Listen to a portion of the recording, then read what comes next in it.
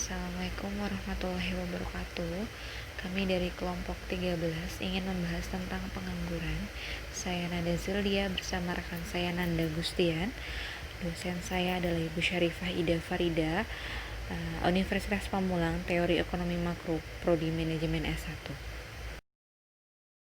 Baik, di sini adalah materi yang akan kita bahas seputar pengangguran. Yang pertama, pengertian pengangguran. Yang kedua, macam-macam pengangguran, penyebab pengangguran, dampak pengangguran, serta upaya menghadapi pengangguran. Oke, langsung aja kita ke pembahasannya ya. Pengertian pengangguran. Pengangguran atau tunakarya adalah istilah untuk orang yang tidak bekerja sama sekali, sedang mencari kerja, bekerja kurang dari 2 hari selama seminggu, atau seseorang yang sedang berusaha mendapatkan pekerjaan yang layak. Pengangguran seringkali menjadi masalah dalam perekonomian karena dengan adanya pengangguran, produktivitas dan pendapatan masyarakat akan berkurang sehingga dapat menyebabkan timbulnya kemiskinan dan masalah-masalah sosial lainnya. Macam-macam pengangguran. Yang pertama, pengangguran berdasarkan jam kerja. Ada 3 kategori. Pengangguran terselubung adalah tenaga kerja yang tidak bekerja secara optimal karena suatu alasan tertentu. Setengah menganggur adalah tenaga kerja yang tidak bekerja secara optimal karena tidak ada lapangan pekerjaan. Biasanya tenaga kerja setengah menganggur ini merupakan tenaga kerja yang bekerja kurang dari 35 jam selama seminggu. Yang ketiga, pengangguran terbuka adalah tenaga kerja yang sungguh-sungguh tidak mempunyai pekerjaan. Pengangguran jenis ini cukup banyak karena memang belum mendapat pekerjaan padahal telah berusaha secara maksimal. Berdasarkan penyebab terjadinya, yang pertama pengangguran friksional, pengangguran konjungtural, pengangguran struktural, pengangguran musiman, pengangguran teknologi, pengangguran politis, dan pengangguran deflator.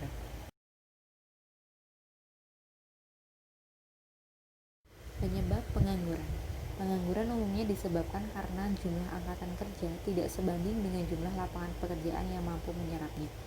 Pengangguran seringkali menjadi masalah dalam perekonomian karena dengan adanya pengangguran, produktivitas dan pendapatan masyarakat berkurang sehingga dapat menyebabkan timbulnya kemiskinan dan masalah-masalah sosial lainnya.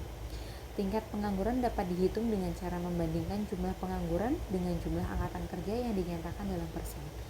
Ketiadaan pendapatan menyebabkan penganggur harus mengurangi pengeluaran konsumsinya, yang menyebabkan menurunnya tingkat kemakmuran dan kesejahteraan. Pengangguran yang berkepanjangan juga dapat menimbulkan efek psikologis yang buruk terhadap penganggur dan keluarganya. Tingkat pengangguran yang terlalu tinggi juga dapat menyebabkan kekacauan politik, keamanan, dan sosial sehingga mengganggu pertumbuhan dan pembangunan ekonomi. Akibatnya jangka panjang adalah menurunnya GNP dan pendapatan per kapita suatu negara.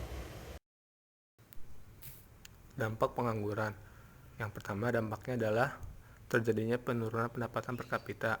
Dengan kata lain, bila tingkat pengangguran tinggi, maka pendapatan per kapita akan menurun, dan sebaliknya, bila tingkat pengangguran rendah, pendapatan per kapita akan meningkat, dengan catatan pendapatan mereka yang masih bekerja adalah tetap. Yang kedua, adanya beban psikologis. Semakin lama seseorang menganggur, semakin besar beban psikologis yang ditanggungnya. Orang yang memiliki pekerjaan berarti ia memiliki status sosial di tengah-tengah masyarakat. Seseorang yang tidak memiliki pekerjaan dalam jangka waktu lama akan merasa rendah diri. Yang ketiga, pada pendapatan negara. Orang yang bekerja mendapatkan balas jasa berupa upah atau gaji. Upah atau gaji tersebut sebelum sampai di tangan penerima dipotong pajak penghasilan terlebih dahulu. Pajak ini merupakan salah satu sumber pendapatan negara, sehingga bila tidak banyak orang yang bekerja, maka pendapatan negara dari pemasukan pajak penghasilan cenderung berkurang. Yang terakhir, munculnya biaya sosial. Tingginya tingkat pengangguran akan menimbulkan pengeluaran berupa biaya-biaya sosial seperti biaya pengadaan penyuluhan, biaya pelatihan, dan biaya keamanan sebagai akibat kecenderungan meningkatnya tindak kriminalitas di masyarakat.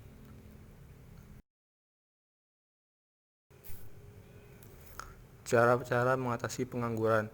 Untuk itu, perlu diupayakan cara-cara mengatasi pengangguran. Antara lain sebagai berikut.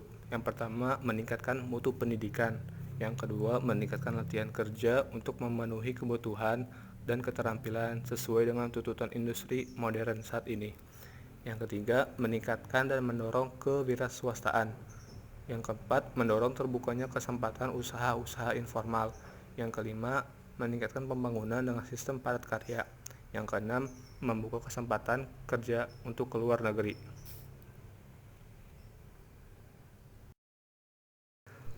Kesimpulan dari presentasi ini ialah pengangguran terjadi karena jumlah lapangan kerja yang tersedia lebih kecil dari jumlah pencari kerja, dan juga kompetensi pencari kerja tidak sesuai dengan pasar kerja yang tersedia.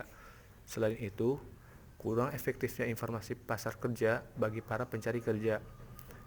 Setiap penganggur diupayakan memiliki pekerjaan yang banyak bagi kemanusiaan, artinya produktif dan remuneratif sesuai pasal 27 ayat 2 Undang-Undang Dasar 1945 dengan partisipasi semua masyarakat Indonesia.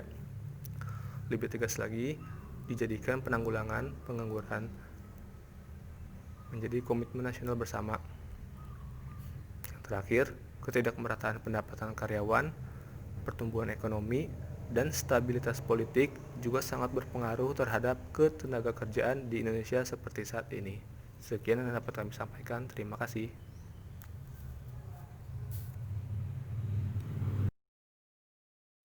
Demikian pembahasan materi pengangguran dari kami. Kurang dan lebihnya kami mohon maaf. Wassalamualaikum warahmatullahi wabarakatuh.